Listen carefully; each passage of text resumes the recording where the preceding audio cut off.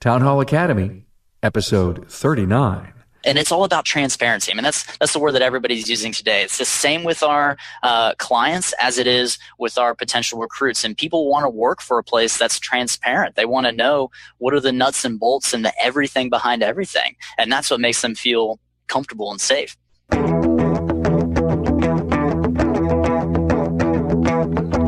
Welcome, automotive aftermarketers, to a Remarkable Results Radio Town Hall Academy. Listen to learn just one thing from today's episode on your journey to remarkable results.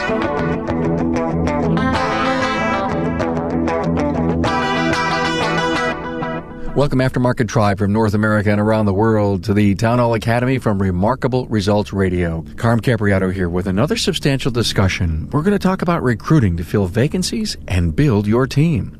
Hey, have you had a chance to see the amount of educational content available on the podcast? Well, if you spend a few moments on the website, remarkableresultsradio.com, you'll find over 260 personal interviews and over 38 smart Academy forums. Nearly 300 listening events, like books to read. Don't be overwhelmed, though. You can eat the elephant one bite at a time when you listen to learn just one thing. And I know you'll learn at least one thing, and your world will be better for it. I want to thank Jasper Engines and Transmissions for the support of the Academy. In addition to the strict quality remanufacturing steps they take at Jasper, they can improve a drivetrain's component's original design so that it runs longer and better than when it was new. Check out their featured engine and transmission pages at jasperengines.com. Hey, learn from your colleagues. The stories and the lessons in the Aftermarket's premier podcast allow the voices to inspire you in a personal way. The website has every episode categorized in 11 different series so you can find areas of special interest to you. Also, let the Tag Cloud help you narrow your focus for an even more deeper dive into specific subjects.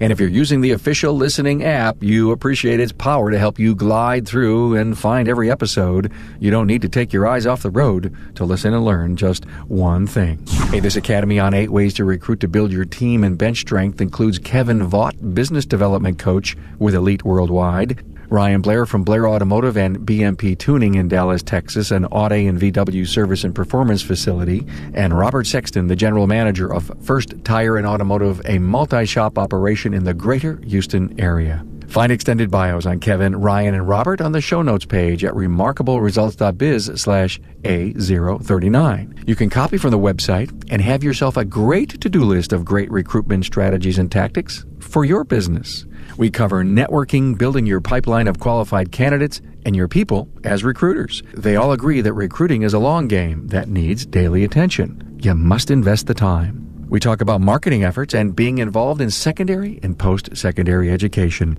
Hey, many more great ideas and gems of wisdom from the Academy panel who make recruiting a must-do responsibility to their companies. Find the homepage at remarkableresultsradio.com. Now here we go with Kevin Vaught, Ryan Blair, and Robert Sexton and the Town Hall Academy on recruiting to build your team and bench strength.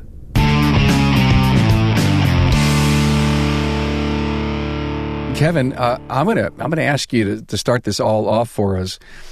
Is the technician shortage a great opportunity for us right now to recruit better people? I tell you, I think it is, Carm. In my opinion, I think that this is a great opportunity. There's no doubt there's a shortage out there. But if you'll do the right things and you'll be actively recruiting instead of passively recruiting, there's a lot of opportunities out there. And I think the whole, the encompassing umbrella to what we're going to talk about today is what you just said. Actively recruiting. Absolutely. You got to be actively recruiting. The days of putting an ad in the paper and having 15 applicants come into your shop, those days are gone. Years ago, people always told me, when I went to seminars, they said, Carm, you've got to build a bench. Carm, you got to build a bench. And that's really, in the purest of essence, is you have to be able to go to the agent of the ball player and say, hey, I know we've been chatting. I've got an opening. Let's talk. And you get that from having resumes and discussions and dinners and lunches and friendships. Right. We call it building a pipeline. And, you got to build a pipeline. You got to network and build a pipeline of people that are contacts, not necessarily people you're going to hire today. Remember, there's a big difference between recruiting and hiring. You should be recruiting every single day. Every day. That doesn't mean you're hiring every day. You're just building that network. You're building that pipeline. So the day that it comes, you are not shuddering in your shoes saying, oh my God, I'm going to have to go back to the Bay and I'm going to be shorthanded for how long? You really almost have the workings of a plan almost ready. And I think that's the key, Carm. In my opinion, you got to have recruiting takes you need a goal and you need a plan. I mean, I believe that with everything, but it's very important with recruiting. And we spend an awful lot of time recruiting customers through marketing and advertising, and we don't spend quite as much time recruiting people. Yeah. Hey, Ryan, I loved one of your talking points. I just love it. And it's find out what's important to your own people and then build on that. I mean, go for me. Tell me why that's so important. Yeah, absolutely. I mean, when you're recruiting somebody or anybody, the way that you are going to interact with them and the way that you're going to approach certain aspects of the recruitment is really going to depend on what's important to them. And we all know, I mean, you can make it easy and kind of split it between kind of two. You've got your younger, hungry guys, and with them, I'm going to be promoting, hey, here's this opportunity. Here's how we're going to support you and grow you in your career. And then we have the guys that are established. They've got families. Those guys care about stability. They care about benefits. They care about their family and how they're going to be supported, and they want to be protected. And so you can kind of change your entire approach to your recruitment based on the kind of people that you're trying to recruit. And I've noticed that that's been massively effective for me in recruiting the employees that we have here. Are you ever wowed by an employee saying to you, I just love our health plan, or I love this and I love that, and you say, well, I've worked hard, but I've never really known the kind of impact that it had on my people? Yeah, I mean, it's one of those things that, coming from the dealership, I had the benefits, but you don't really appreciate them until you're providing them for people. And you also don't really appreciate them until you're leaving the safety net of the dealership.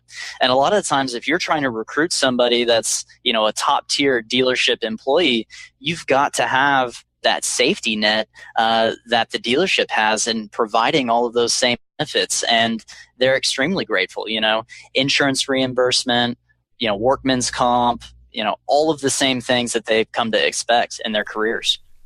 So an employee comes to you and says, I love this, whatever this is. Do you ever say in the back of your mind, I've got to do more of this?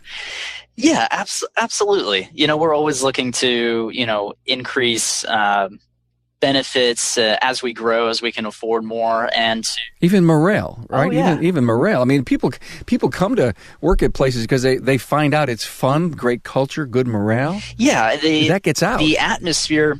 One of the things that we do is in Texas, baseball's big, as Robert knows right now. But opening day at the ballpark for the Rangers is a huge day, and instead of having half my guys call in sick, we just all go out to the ball game. We set up one of our tents. We close the shop for a day. We have a good time, and there's little things like that. Those are the things that people see as they're following you, and as they see, your employees will be posting about it, and they'll be excited. And that's the kind of atmosphere that people want to come and work for. Ryan, how could you close your place? Now I say that I want to know the same thing as a coach. No, I say that with my tongue firmly planted in my cheek, because I know guys that take their whole crew to Vision, and they'll take them to Apex, and there are some people saying that can't be done. This guy's crazy. Yeah, absolutely. I mean, it's one of those things that you have to look at the big picture, and I think that the morale and the way that your employees feel about the way that they're bought in on your vision, they're going to be working really hard for you every day that you're open. And when you can provide them, a treat like that to make them feel good, and it makes everybody feel good, and everybody's having a good time. It also builds camaraderie and friendships, and I find that people are even more productive when we come back. I have never had a week where we were closed for a fun day that ended up being a worse financial week. Got it. You got to plan for it, right? Do it and plan for it. And okay, so you work harder the next day. I bet you everybody works harder the next day. You're darn right. Robert, glad you've been so patient with us. Hosting training at your shop, it's one of your great ideas. Tell me about it. Absolutely, Cam. First, I'd like to touch on something with Ryan. They closed for opening day of the Rangers. I think we may have to close for the week if the Astros were in the World Series. That's never happened before. That's a big one. Yeah, I know. Good for you guys down there. Kevin, you think Craig would go for that? I'm on board. I don't think he would. Oh, well. All right. So, okay, you can't close for a week. Okay. As far as the hosting the training, it's something we've done a couple of times, and we're looking at doing it more and more. One of the things that I feel like that does for you is in line with building your pipeline, you need contacts. You need to meet people. If you host your training there, what are you doing? You're bringing in people into your business that are interested in improving themselves, be it in technicians or service advisors or whatever it is. And you're not only doing that, but it gives you a chance to showcase your shop. Your shop has to be the kind of place people want to come work at. In order for that to work, you have to have the proper modern equipment and nice, clean facility. But when the technicians come in and see you doing this, they know that you're a leader in your industry in terms of staying on top of technology and supporting their careers. And that's what I feel like the true superstars in this industry are looking for. Somebody that can support them in advancing their career as far as they can go. It's almost like an open house. Yeah, like open house. There's going to be you meet a lot of people, and it may not be the people you meet there that are the ones that are in your pipeline, but birds of a feather flock together. So you tend to get names from names of people. It's a ongoing thing. I did an interview a couple of weeks ago with Patrick McHugh, and he had an open house or an art show, some really great things that he does for recruitment. And he made sure that he invited some technicians from some of the area shops to stop by. And because it was all in this guise, if you will, of an art show. He's a BMW specialty shop, right? And he goes into the bays because his people were there, and a couple of these techs from dealerships and other places in the area, one of them said, "That's going to be my bay." That's interesting. And within 2 weeks, the guy was working there. That's good. So, yeah, that's a great tactic that if you're going to do an open house, a women's clinic, it doesn't matter what it is that you're doing for the open to the public, get the word out.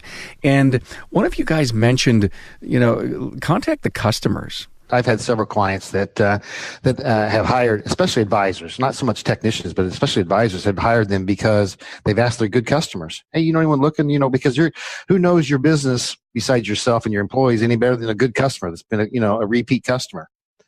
And I had a client out in California in the desert that has hired 2 advisors that way, just from asking their existing customers. Kevin, just to add to that, one thing that I've learned doing this and seems to work much better is if you ask people, do you know anybody looking for a job? Their first answer is going to be no. And you ask them, hey, who do you know that's really a superstar? Who do you know that's great at doing whatever specific thing you're looking for, or has this great personality, outgoing personality if you're looking for a service advisor, or somebody that's very technical, wants to improve themselves or get a better job, better opportunity. But if you just ask for somebody looking for jobs, the first answer I get from everybody is no.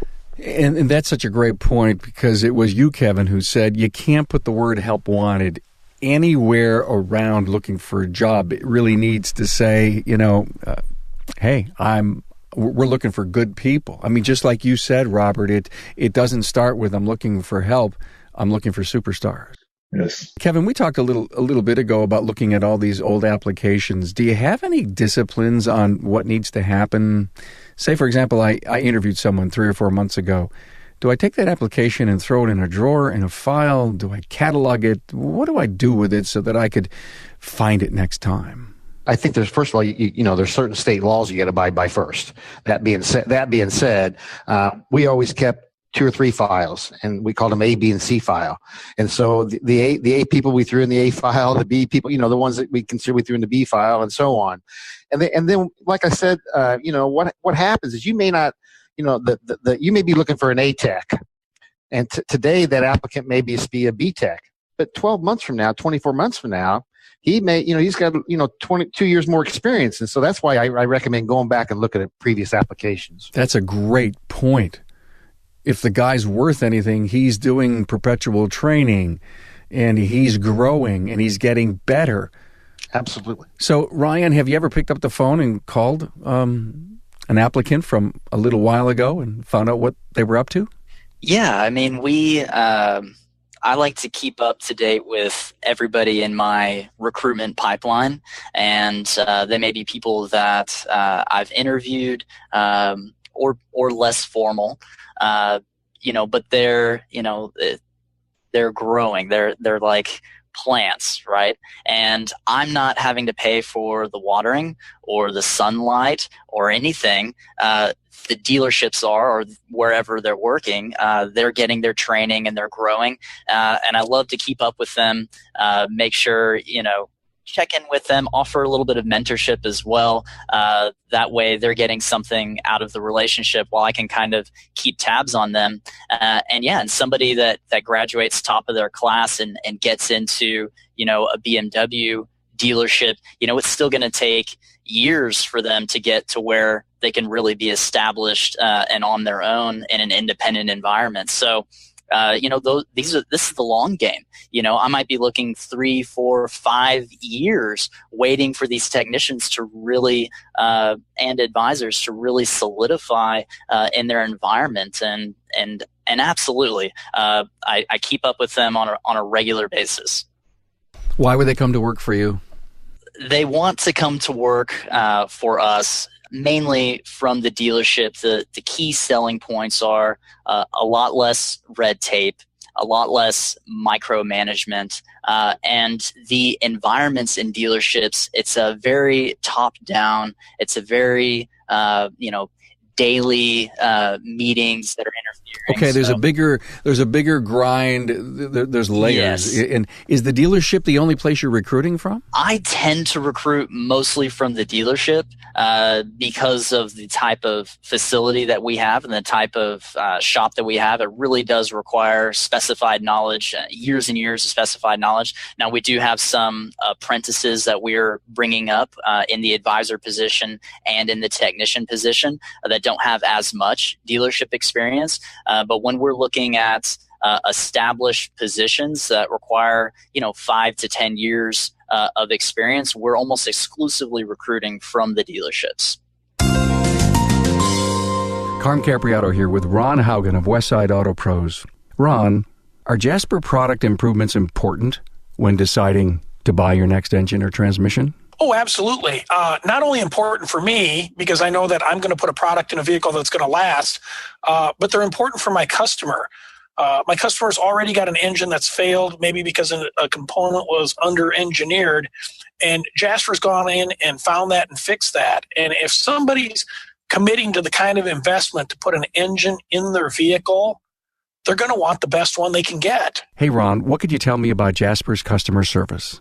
Jasper's customer service is above and beyond pretty much any of the vendors' customer service that we use. There's been times that I've often thought we need to hire whoever trains Jasper's staff to come train my staff. I mean, from the initial phone call to if there's a warranty problem, a question, a technical issue, they answer the phone and you're immediately talking to the person that can help you. Hey, Ron, thanks for your insights on Jasper. Thanks for asking.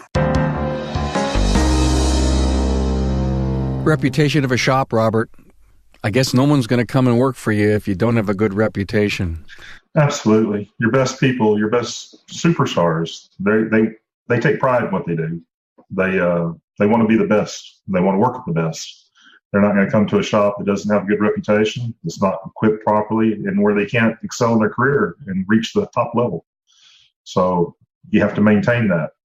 You have to maintain your reputation within your community and your customers, as well as your reputation within the industry in terms of through other shops. So that's one of the things that keeps a constant vigilance. We're constantly monitoring our online reputation, just like I know everybody is, and you have to, as well as trying to constantly network with other shops and keep a good rapport and relationship with other shops. That trickles down through all the employees. So, and it also helps you, again, networking and meeting new people. You said a lot of really great things there, and I've got to talk to you about that shop networking. And that is, to me, an extreme important piece of being a good recruiter. I agree 100%. I think one of the worst things you can do as a shop owner, not only for your business, but for the industry in general, is to badmouth other shops or talk bad about other people in the industry. Obviously, we've all seen, been in this business long enough, we've all seen bad businesses, bad shops. They're out there. We know that. But most of the people in this industry are good shop owners wanting to run a reputable business, trying to do a good job. What you have to do is build a good network within your industry of shop owners helping each other, not beating each other up. It'll help us in the industry. It'll help us in your networking and in your recruiting. You know, I want to have a town hall academy just on that subject. In fact, we were ranting about it in the private Facebook group, and you know, there's some guys, you know, that are on both sides of the fence on that, and glad to hear what you had to say. And it never ceases to amaze me. We bemoan the fact that we have a bad reputation as an industry, a black mark as an industry, but yet we talk bad about each other. You know, I see it all the time. You talk to shop owners and they'll beat up another shop down the road. I prefer not to do that. You know, I prefer not to. If somebody that I feel like is not performing to the level of the proper industry standards, to me, it's kind of like they're a vacant spot. I don't acknowledge them. They're not part of my industry. I don't want them to be part of my industry. But most of the shops, they're just business people trying to make a success for themselves. You know, and if you work with them and keep a good reputation, have a good relationship with the other shop owners in the area, you're going to find that you're going to meet a lot of people. We had a very good instance just recently. Everybody knows how hard it is to hire an L1 technician. Well, we recently opened a new location, and we wanted a top-tier technician. I was able to hire an L1 master tech in fairly short order because we had a local shop in the area that for years and years and years operated with a good relationship with us. He ran a good business. He had a very successful business. He had two really good technicians in there, superb technicians, and out of mutual respect, obviously, we're not going to recruit from each other. We're just not going to do it. He recently kind of got tired in the industry and wanted to move on to other opportunities and sold his business. And he sold his business to basically an investment company, a guy that owns multiple different types of businesses in the area. And I saw the opportunity then. I knew that I could offer a better opportunity to this one L1 technician, had a relationship already built with him, called him up, sat down and talked to him, and guess what? He was ready to come on board. He knew things were changing. He wanted to make a change. And we had a good reputation with him already because he knew us from the relationship we built with that shop. You never know when those networking and relationship opportunities are going to go bam. Yes. You just never know. That's why you need to invest in them. That was one of our biggest fears of opening another location, was getting the proper people in. Had many conversations with Kevin's about that, you know, getting the right manager in place, getting the right technicians in place. You know, you just brought up a great point. A couple of guys that I've interviewed that are MSOs, multi-shop owners, they talk about seeding their current company, knowing that they're going to open a store, and they start hiring and, you know, having duplicate staff so that you're teaching culture and training. And then when that store is finally open, you transfer the people. Have you ever done it like that? We did bring in people before that store actually opened and started training. We started a few years ago, much like Ryan has done, a apprentice program to try and groom some of that. We've had mixed results with that, but you know, the bottom line is you're going to take your lumps and learn along the way. We have hired and brought in some people and trained them and brought them up through the ranks, and had a couple that have stayed and stuck and starting to work out. And one of them is at that new location right now with an opportunity. You know, he's a E-level tech that's going to have an opportunity to become an A-level tech. And he shows the ambition, right attitude, aptitude to do it. So it's working out well for him. Ryan, since I heard you are the Facebook pro, you get all that stuff.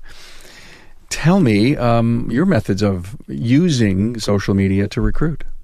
Absolutely. I think that Facebook in particular, but also Instagram now, are huge platforms for interacting with everybody. And that includes, you know, obviously your clients, but also all of your potential recruits. What I like to do is I like to have everybody that I'm interested in following my personal Facebook page and following my business Facebook page, because that gives them two things. It gives them access to see what kind of a business we are, the things that we're doing, how much fun we're having, but then it also allows them to see what kind of a person I am.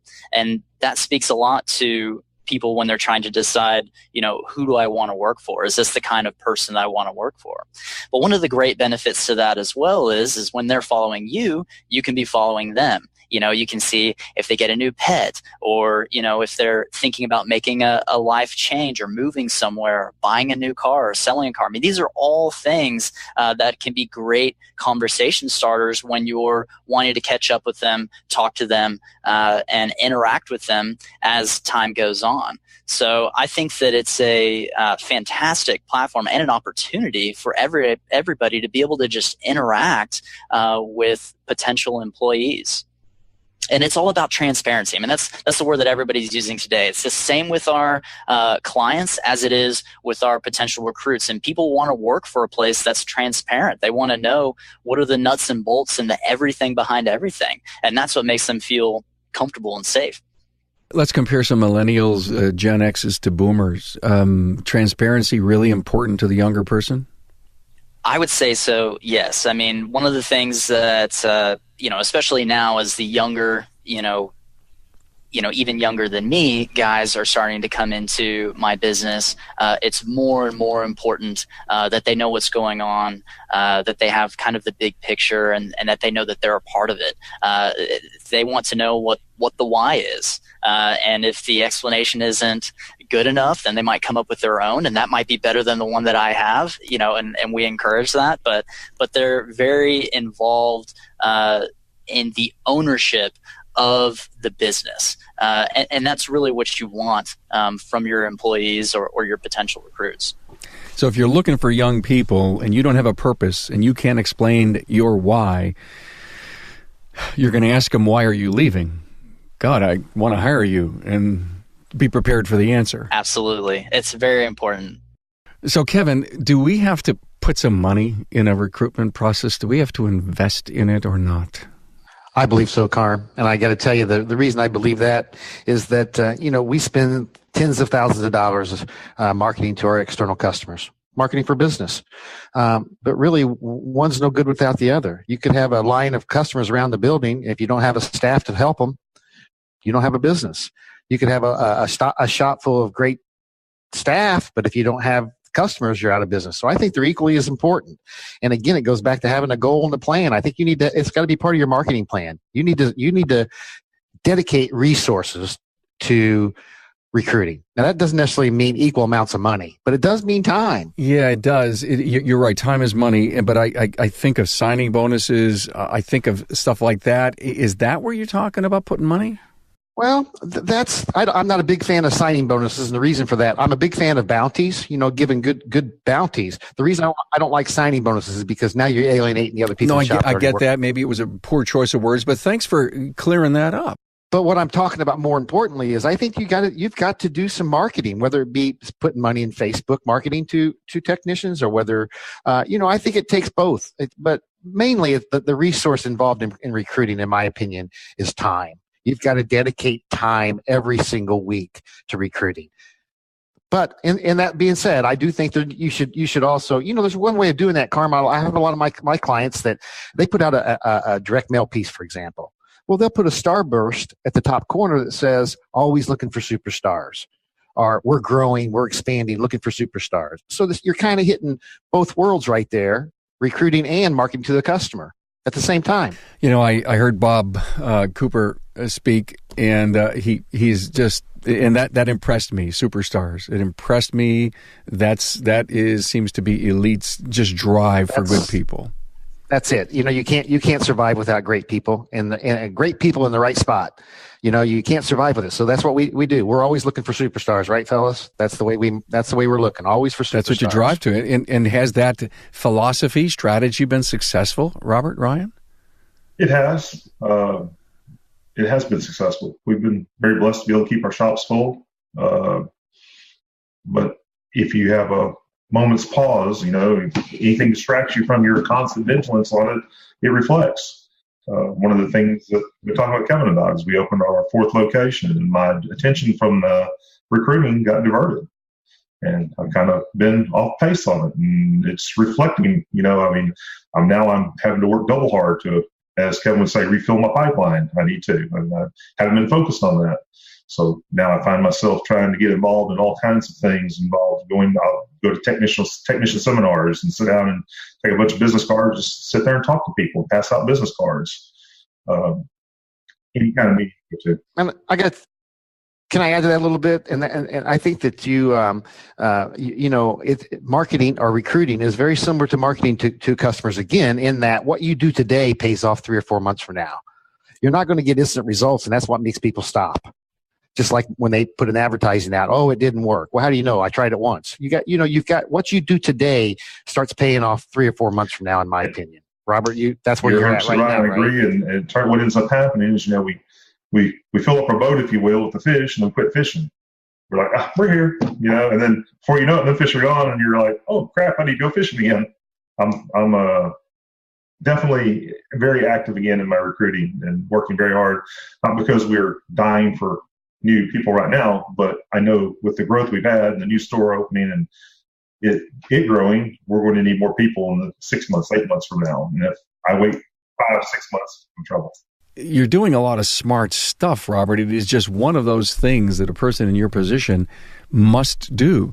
And if it's not on a daily basis, it needs to be every other day. Like you said, you don't pay attention to something and it all of a sudden weeds grow. I give Kevin a lot of credit. He's the one that kind of opened my eyes to the fact that this is something that I can't do it once in a while. I need to dedicate a certain number of hours every day to doing this. Or if it's just an hour every day, and then so many hours a week, and keep the phones working.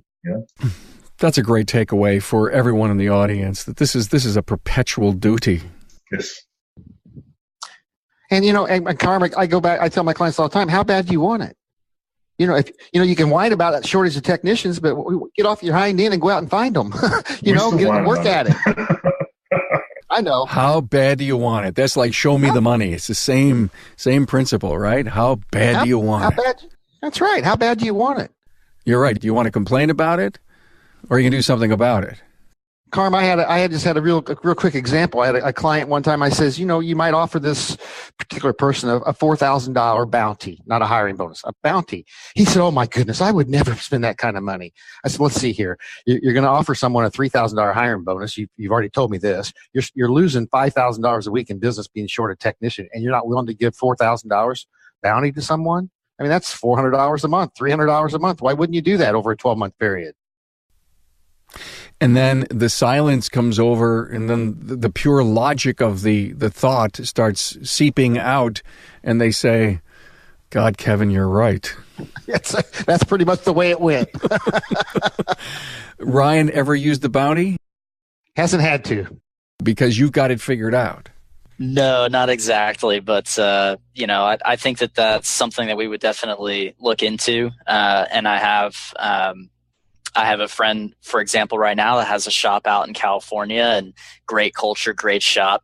They take snow days, powder days, go snowboarding and skiing. And I've seen a lot of his recruitment efforts, and a lot of them involve, asking for bounties. And so for sure, I'm always keeping an eye out. And so my recruitment list, then becomes an opportunity, hey, if somebody, happens to be located in California or someone that wants to relocate, I'm definitely keeping an eye out for him, not only because he's a cool guy and a good friend, but also because, hey, there's an incentive there. And so if that works for me, it's absolutely going to work for other people in my industry.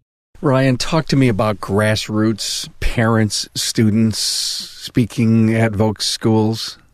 Yeah, absolutely. So about 4 years ago, I started speaking at Universal Technical Institute twice a year to incoming students and their teachers. And part of that is giving back, since I'm a graduate of Universal Technical Institute, kind of, my opportunity to get these kids and the parents excited about a career in this field. There's a ton of opportunity. And if you look at my career that I've had, it's just a great example and just one of the many examples that can be given. But one of the benefits to this is we're 3 years down the road, 4 years down the road, and this is just an opportunity to grow potential relationships. And not only is it good to have a relationship with a school that can provide potential recruits. If you look at the top 1%, you can say whatever you want about Universal Technical Institute, but if you look at the top 1% of the kids coming out of that program, those are the kinds of people that you're going to be interested in. Those are going to be the 1% anywhere they go. And so, I have developed several relationships with potential recruits that I've met through those speaking engagements, either as other speakers that are there that have also been successful grads, or even as people that saw me when they were, the first time at UTI 3-4 years ago, and now they're a technician at Mercedes, and they remember and they come up to me and they say, you fired me up, you told me about, 6-figure salaries and all this and that, and got them fired up and got them motivated through the program. And a lot of these people I also bring under my wing and into a mentorship program where, I just reach out, or if they have questions, even while they're at school, about things to do, ways to do things, advice on different things. And that's just more and more people to be in my recruitment pipeline. Plus, it feels good to give back and to help and to tell your story. And you never feel better about yourself or your business than when you're talking about it in front of a lot of people. I was going to ask you that question, and thank you for answering you almost read my mind. Have you ever had a chance to hire an individual through the efforts you've made by speaking? Yeah, absolutely. There are 2 or 3 very, very strong recruits that I'm actively talking to, and the potential's very high that they may not be quite ready yet, but I'm fairly confident that I will get several really strong superstars out of these speaking engagements. And it's an hour of effort twice a year, on a Saturday. It's not a lot of effort to have a relatively large impact in the long run. I'm sure everyone on this screen here has hired a ton of people, fired a ton of people, and made mistakes along the way, and you learn from it. Robert, you've got to really know the kind of personality you're looking to hire. And if you do, how do you formulate, how do you find what you're looking for? Before you go out and get something, you have to know what you're looking for. So you have to sit down and identify your personality characteristics you're looking for in any particular position. What's most important to you? The way we isolate those things is using a couple of different methods. We although what Ryan does is talking to his people, what's important to them. Well, we talk to our people and see what personality characteristics in them are the best and what works already. And we want to match that. We want to jive with that. We have signed on with a group that was referred to us by the elite company called Burke Assessment Group that does a personality profile test, and it found that gives us good insights. One tool in the step that gives us some, if you will, some points to look at when we're interviewing people to try and find those personality traits and find the ones where they may be weak and the ones where they may be strong, and see how they will fit within our culture of doing business. And then during the interview process, it's up to you to vet that and weed out the ones that are not going to fit within your profile, because you're not doing them a favor or yourself a favor when you hire the wrong person. When you hire the wrong person, you a lot of times you get a team fire. Did you ever hear of that? Yes. Boss, you made a mistake. It's either him or us. And Kevin pointed out something to me a long time ago that has stuck with me, that when you have somebody that's the wrong person, they're not working out for you, and you're unhappy with them, chances are they're unhappy there too.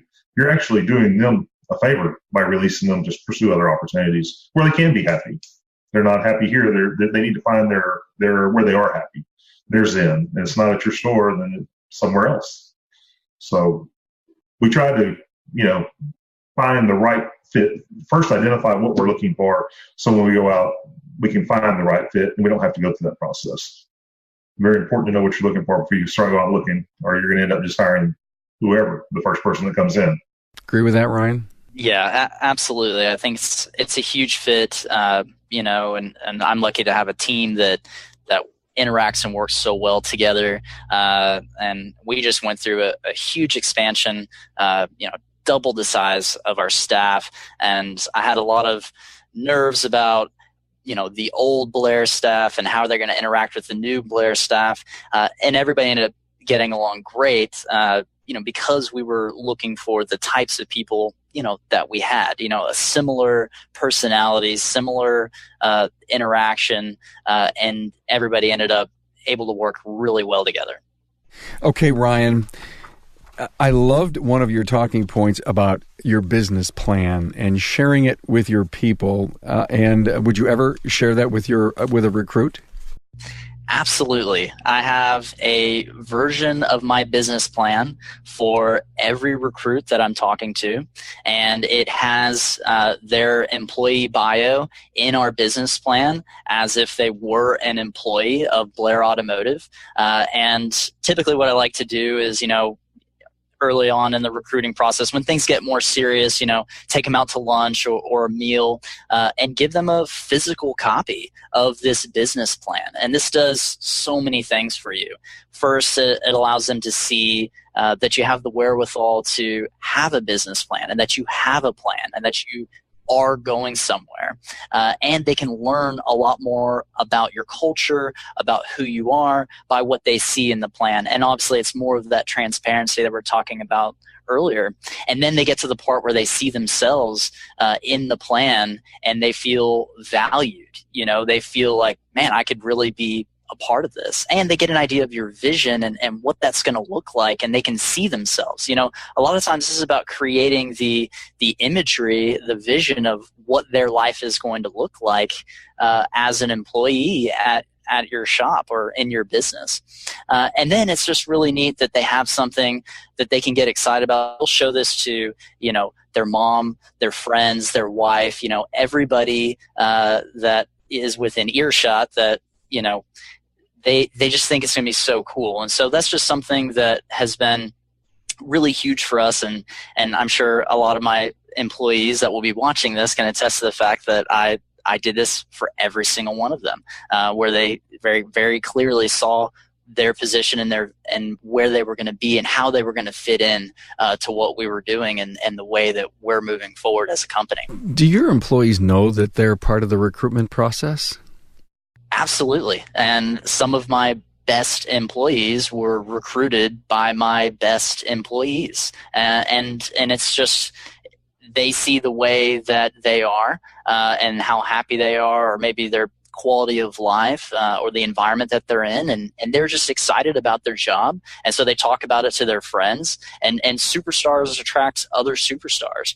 And we got one of my new superstar advisors brought on a superstar that's in training, Amber, but she's started off doing phones and emails and just, but she has so much potential. And so we're already training her for the advisor position, and she's going to knock them dead. And she's already great. And this is someone that we got from another employee. And so it grows on itself. And same thing for our apprentice out in the shop. He was actually apprenticing with one of the technicians that I brought on in my expansion, and was doing really well. And so, we already knew it was going to be a good fit, and he's been working out great. So my question to both of you, Ryan, Robert, and you, Kevin, you got business cards with you at all times. So when you bump into a person that's giving you exceptional customer service, that's a people person, does the recruitment start at the restaurant or the home improvement store that you're at? Absolutely. You never know where you're going to find the right person. To tell you, Carmen, in our philosophy of lead is that you always look for attitude, aptitude, and ethics.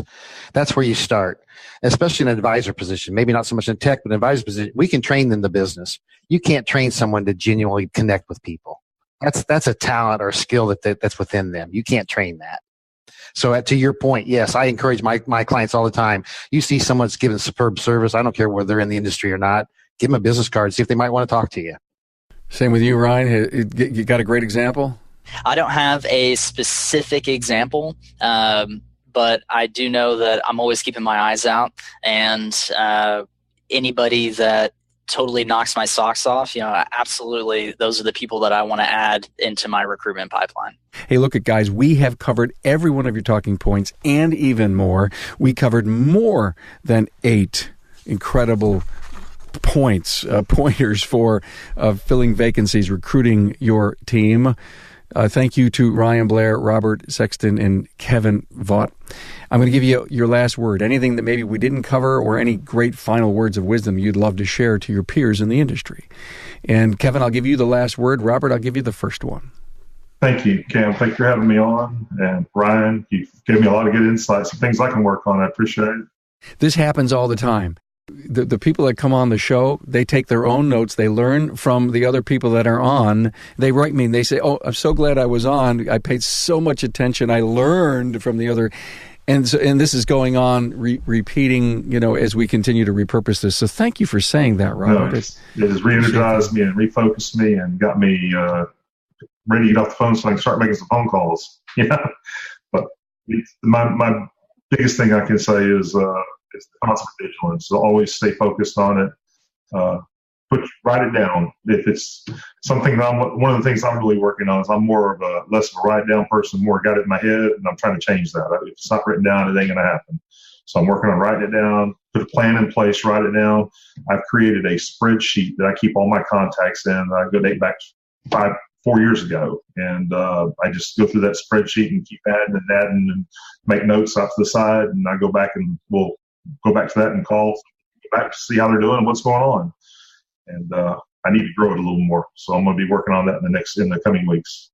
One last point I say, since we do a lot of our recruiting from the dealership, the next time you're ordering parts from, BMW, Audi, and you're talking to your parts guy, those guys really have their ears to the ground. Just ask them, who's your superstar advisors over there? Who are your superstar technicians? And you'd be amazed. They give you a lot of good information, and those are people that you can look for at your next, next events or your next social opportunities, and get them added into your pipeline. And we've had a lot of success with that, and also just kind of keeping up with the industry. So that and to just remember that this is the long game, and that the superstars of the future are they're out there, and they may not be ready yet, but you can start recruiting them now. And they may not necessarily be ready for your business. Absolutely. But they will someday. They may not be ready yet to the point that you need them inside. But I guess one of the things that might take away from you, Ryan, if I was thinking hard about it, is that you recruit from the dealer hard, and that's impressive, because that you are a dealer alternative. Lock, stock, and barrel, man. We is. That's who we. And I'm impressed. I'm impressed with that piece, that just because it's a big name on the door doesn't mean there's a lot of job security over there. Yeah, and it's just amazing to see how much more important a quality of life is to people than making, the difference between making $120K a year or $90K a year. They may be a lot happier making $90K a year and believing in something and having more balance in their life. So just because these dealer guys make a ton of money, don't just immediately dismiss them. You would be amazed at how they would be willing to take a pay cut for a better life. And obviously there's opportunity in the future, but absolutely keep that in mind. Very, very, very wise, intuitive. Thank you so much. Kevin, you have the last word. Well, the first thing I want to say is I'm a very proud coach today. These two gentlemen here have made me very proud. But more importantly, I think the most important thing, Carm, is that they have to, if nothing else, schedule an hour a day. If you can schedule an hour a day, think about that. That's 250 hours a year that you're dedicating to recruiting. Just one simple hour a day. And maybe they can't do that today. Maybe they can do an hour every other day. But schedule time to dedicate to recruiting. Come up with a plan. I'm going to have 15 people in my pipeline by December 31st, for example. Come up with a plan and work it, stick with it. I promise it works. And I do believe it. I do believe it's a great opportunity for us. I do believe that. And many of the tactics to do that hour were mentioned in this Academy episode. I mean, if you go back and listen, we'll put all the talking points. There will be more than 8 ways to recruit. And if you just look at that, copy that off the website when it comes out on Wednesday, and bingo, there's your, that's what you need to do. Pick one and do it. Pick one the next day and do it. And do them over and over and over again. Absolutely. Hey, the only live aftermarket roundtable that's repurposed as a podcast right here, Town Hall Academy Live. Thank you so much, Kevin Vaught, Ryan Blair, and Robert Sexton for being with me today. Thank you, Carm. We appreciate it. Thank you very much. Thanks for being on board to listen and learn from the premier automotive aftermarket podcast. Until next time,